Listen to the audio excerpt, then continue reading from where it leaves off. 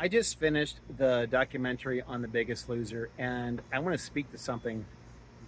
Now, I was a former, well, I am a former personal trainer, and around the time when The Biggest Loser was at its peak, I was a personal trainer at Gold's Gym. I loved being a personal trainer. It was really rewarding, and I wouldn't trade the experience for the world.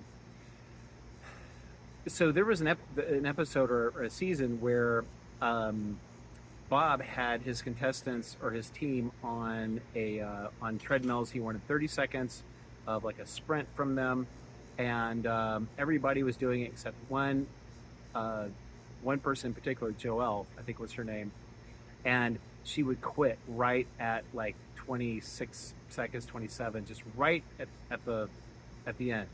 And Bob would just lose his shit, like he yelled at her to do it again, you know. And every single time she stopped. And the thing is she ended up running way more than she originally had to because he kept making her start over, and she kept doing it. She kept doing what he was saying, and she felt in the time that she couldn't go any further. Now, Bob was completely devoid of any empathy, and he completely lost his shit. It was not a good moment um, for fitness, for training, for that show. That show is mired in controversy for all kinds of stuff like that. But anyway, this is my point. In that documentary, they had Joel was part of the documentary, and so was Bob, and they had them both, separate, but at the watching the actual incident, and Joel was giving um, her experience of it, and then Bob was giving his experience of it. And from her experience, she was being embarrassed, she was being humiliated, um, berated. It was, a grown woman being talked to like that, or a grown up, right? And maybe she was a little dramatic. I've certainly seen it, um, but that doesn't matter. That doesn't matter because he was completely devoid of empathy. So Bob watches it and he justifies it, and he says that he wouldn't change anything, and he stands behind everything he did on that show. That is such bullshit. That is complete bullshit. I was a personal trainer for like almost 18 years. There is lots of sessions that I do not stand behind.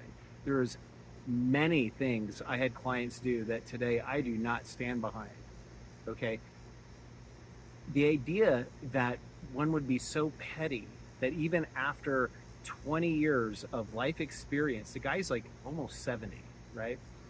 Between 20 years of life experience and a near death experience to boot, he still stands behind that. He doesn't have the confidence or the maturity, you know, to realize that he fucked up, you know. And so, one thing that is something in yoga that I really, really embrace as a yoga teacher is that always meet the student where they are. And it's on the teacher, not on the student. That doesn't mean that, um, you know, that some students don't show up not ready to work, not ready to put in the work. That's 100% true. But that doesn't mean that there's not a teacher somewhere who can reach them. And Jillian and Bob are awful trainers. As I look back on it, I didn't see one episode ever where they corrected form, um, or intelligent programming. They just ran people into the ground. And in the beginning of my career, that's what I did. So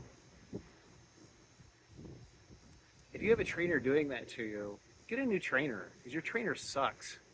And if they're gaslighting you and making you think that, you know, you have more, well, if they're trying to get you to believe that what they're doing is what you need in your body, in your soul, if you will, you don't believe that's what you need, then don't do it. Just because they tell you what to do, you don't have to fucking do it. All right? And it's heat advisory weather right now. I just finished a it's like a mile or 2 mile walk with my wife. It's hot as fuck. If you're in an exercise class or you have a trainer who's going to make you go out and run on a day like this, you don't have to do it. It's dangerous. Most trainers don't. Well, I'm not going to say most trainers. Just know this: if you don't have someone meeting you where you are, then you don't have a good trainer. So put that in your pipe and smoke it.